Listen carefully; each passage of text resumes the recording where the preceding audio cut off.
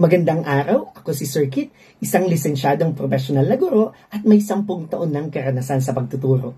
Kasalukuyan, ako ay nagtuturo ng wikang Filipino kung saan ang aking layunin ay hindi lamang ang magturo ng gramatika at panitikan, kundi ang mahikayat ang bawat mag-aaral na mahalin ang ating wika, kultura at pagkakakilanlan.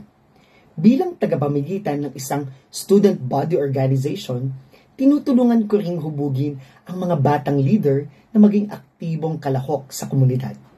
Sa aking YouTube channel naman, ay bumubuo ako ng mga instructional videos na naglalayong gawing mas accessible at masaya ang pagkatuto.